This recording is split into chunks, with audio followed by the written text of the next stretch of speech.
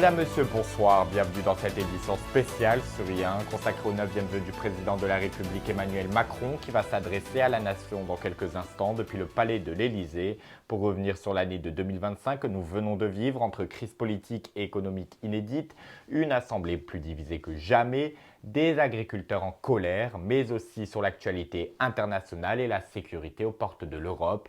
Emmanuel Macron qui va nous donner ses perspectives pour la nouvelle année et sa dernière entière en tant que président de la République. Je vous propose qu'on écoute le chef de l'État depuis le palais de l'Élysée.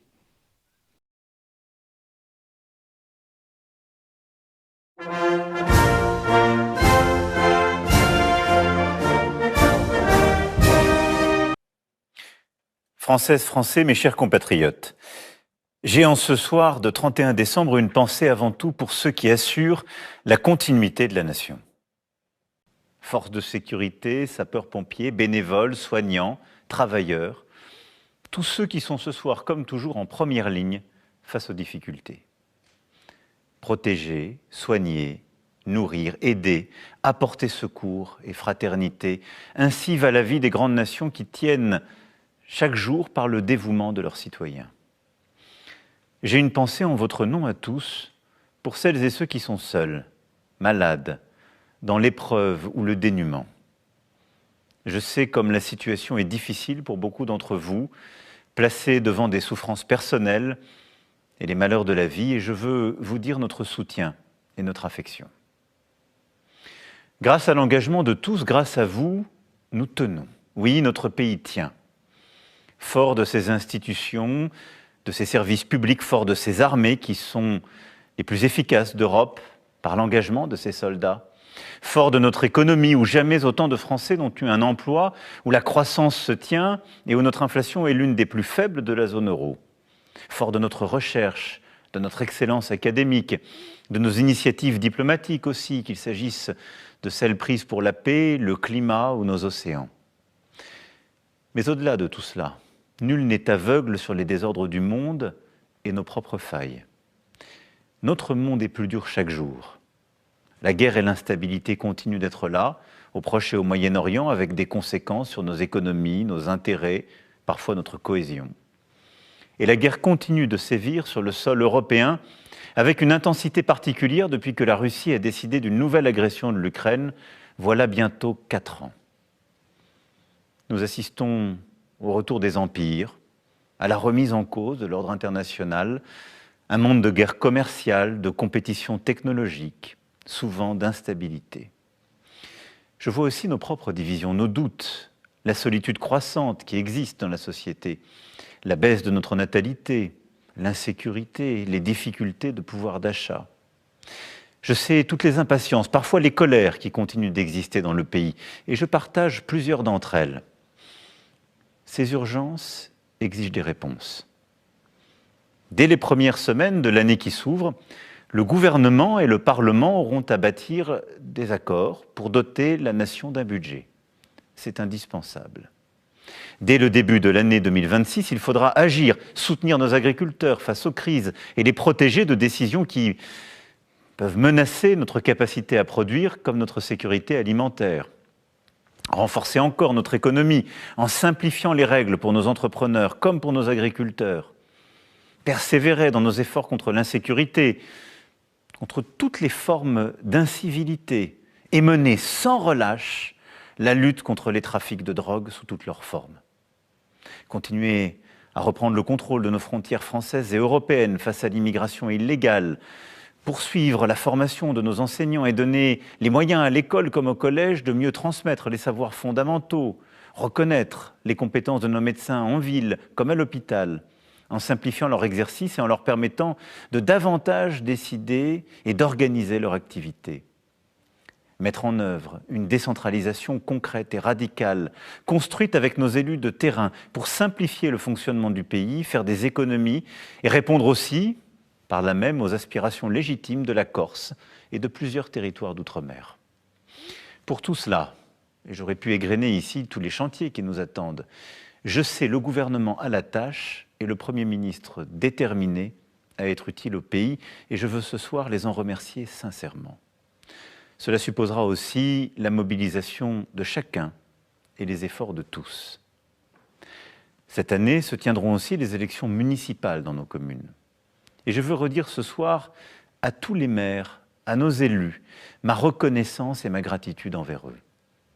Ils ont été, durant ces dernières années, de tous les combats, de toutes les crises, à mes côtés et à votre service. Cette année doit donc être et sera une année utile. Je veillerai tout particulièrement à ce que plusieurs grands chantiers puissent aboutir. Nous verrons les premiers pas du service national pour l'engagement de nos jeunes, qui renforcera le lien entre nos armées et la nation. Nous protégerons nos enfants et nos adolescents des réseaux sociaux et des écrans. Nous irons enfin au bout du travail législatif sur la question de la fin de vie dans la dignité, sujet sur lequel je m'étais engagé devant vous en 2022. À la fin de l'année, quand le moment sera venu, s'ouvrira peu à peu la prochaine campagne pour l'élection présidentielle de 2027.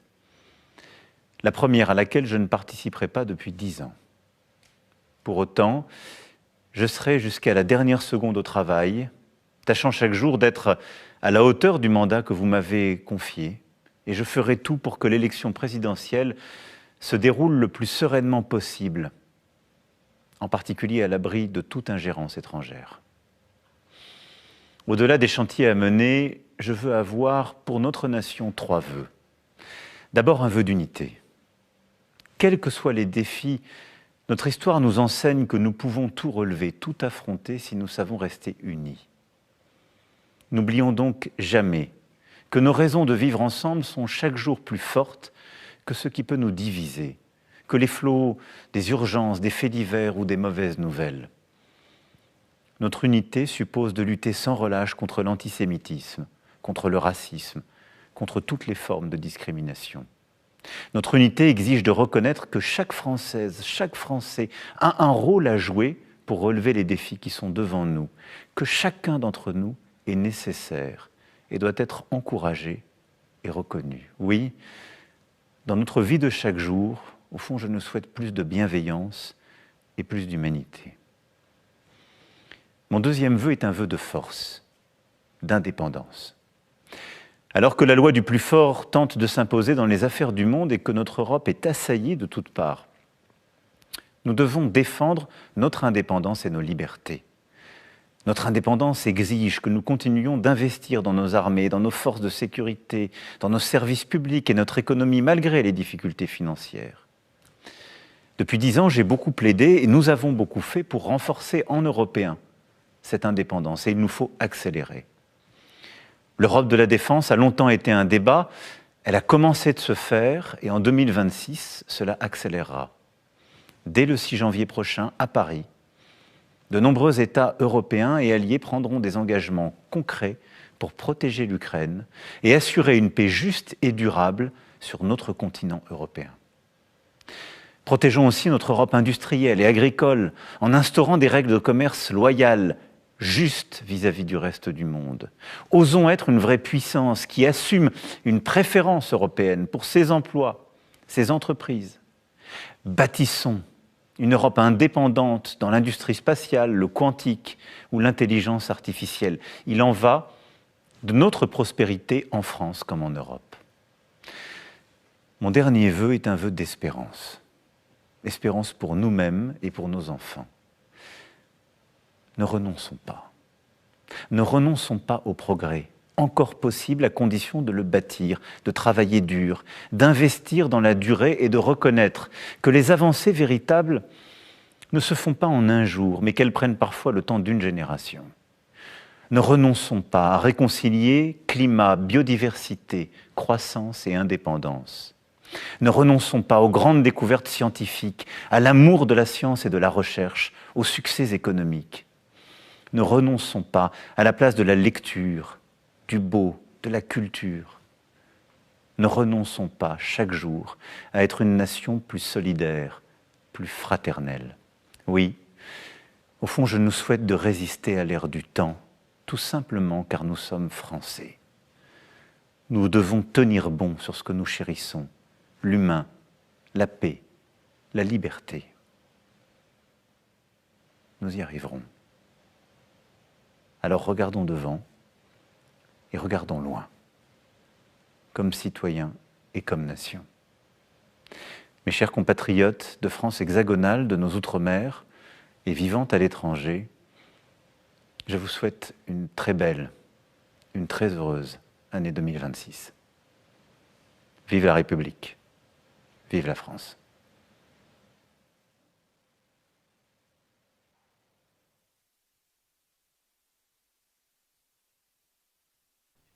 Et voilà donc pour les vœux du président de la République Emmanuel Macron. Je vous remercie infiniment de nous avoir suivis et je vous propose que nous nous retrouvons dans quelques instants pour passer la dernière soirée de l'année à vos côtés souriants. A tout de suite.